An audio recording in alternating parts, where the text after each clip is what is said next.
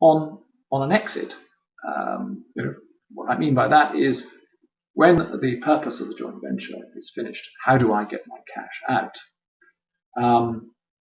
On a simple contractual joint venture, the contract will terminate because the contract has been fulfilled. Both parties simply return to their existing businesses. There is nothing as such to unwind. Any risk to creditors will remain with the contracting party or will be shared in accordance with the terms of the contract. There will be no implied rules of law to determine how creditors are paid in that respect.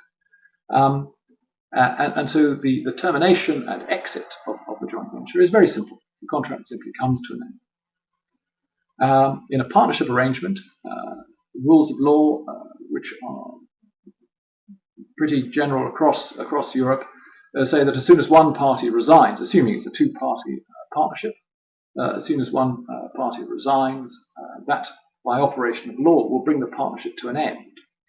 And then the partnership will need to be wound up, the creditors assessed and the assets assessed, in order that there is then a distribution of the assets to the partners in accordance with the partnership agreement. So some formality is required here, because underlying all this, you still have the principle of joint and several liability. So the orderly winding up of a partnership to minimize the risk that one party has to pay the debts of the other party because they are jointly and severally liable is a prerequisite. So some care is required on the termination of the partnership. For a corporate joint venture, there are only two ways to end a corporate joint venture, and that is either to liquidate the company, pay its debts and distribute the balance to the partners, or to sell it. And you will often see in corporate joint venture documentation provisions which deal with the eventual sale of the company. You may have options or other arrangements that actually require a sale after a period of time. But if you're trying to negotiate these particular requirements in a corporate joint venture, they do need to be agreed. A share in a company is a personal property right. Only in very limited circumstances can a shareholder be compelled by operation of law to sell their shares. And accordingly, if, for example, you're the majority partner and you want to be sure that your minority will sell out with you when you want to exit the whole joint venture, you will need to specifically provide for that in your contract.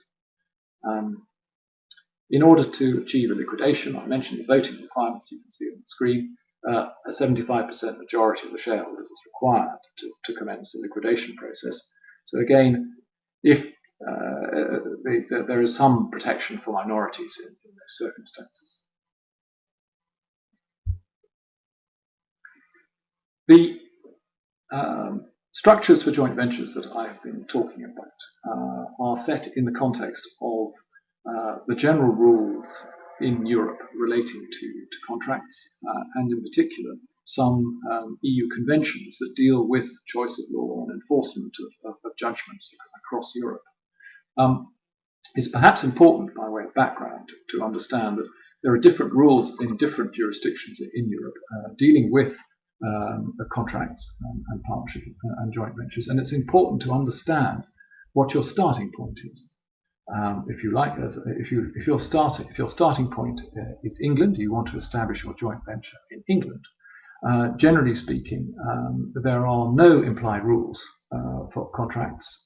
There is no law which implies a relationship between the parties. So, in other words, the contract has to state everything that the parties wish to achieve. In Germany, you do get implied rules in relation to contracts, for example. And one of the important ones that we cover when we're assisting on joint ventures in Germany is that a judge or a court in Germany has far greater leeway to interpret a contract. If there is a gap in a contract, a court in Germany may be able to fill that gap in accordance with what they believe to be the reasonable intention of the parties. So when you start your joint venture, understanding the legal and contractual background to your joint venture is very important. because it will certainly set the scene for how you approach the drafting and the construction of contracts once you start negotiations. The EU conventions, which I mentioned, are designed to assist. Often business people will be very focused on the commercial terms of their negotiation and not think about what is the proper law of the contract that they are signing. So if you get an international joint venture, perhaps between a Finnish, a French and a British party, there'll be a contract that they make. It clearly governs rights and obligations across different countries in Europe, and the question then arises, which law governs that particular contract?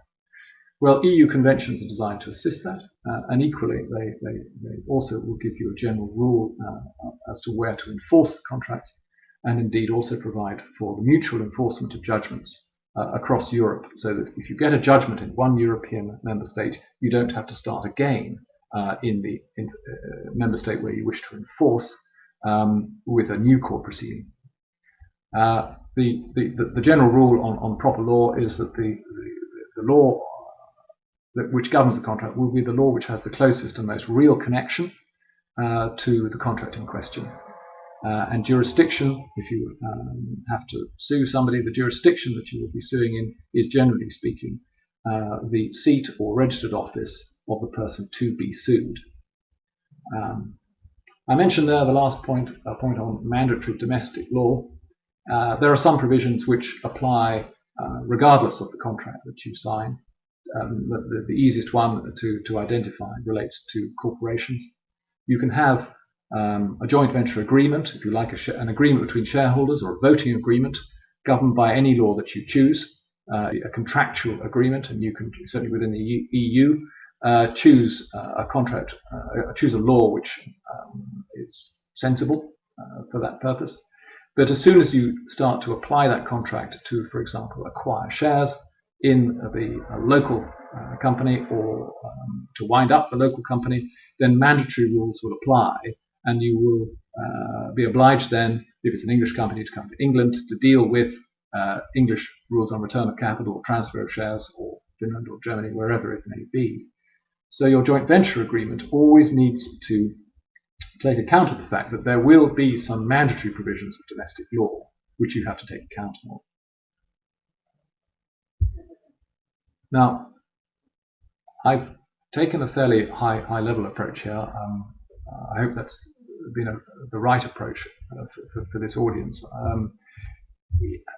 But even so, there's still quite a lot to digest if you're not used to international joint ventures. I can only recommend that the way to approach any consideration of a joint venture is to start with your commercial objectives. Understand as a commercial matter what it is you are trying to achieve and what the components are for that success, what resources you will need, who needs to supply them. Really break it down into these commercial basics. And once you have got that clear, then it is much easier to establish whether you need a particular type of joint venture and what the legal implications of your arrangements will be.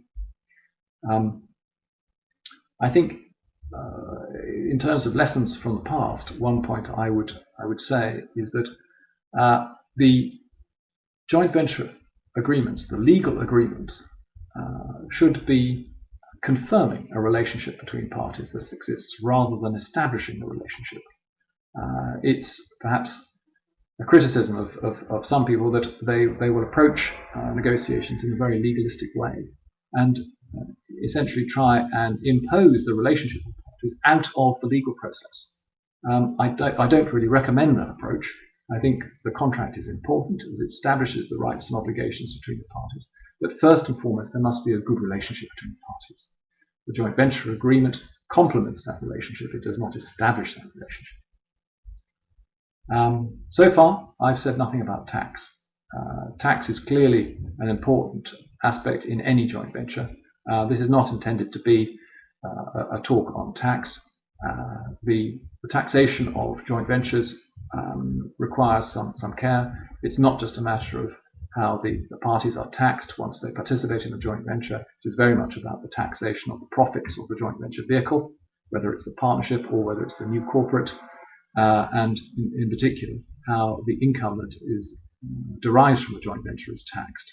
the taxation of dividends, the taxation of interest, the taxation of supplies or royalties. These all require separate consideration when you're establishing your joint venture. Well, I hope that's helpful. I think that's my time, and I look forward to questions later on.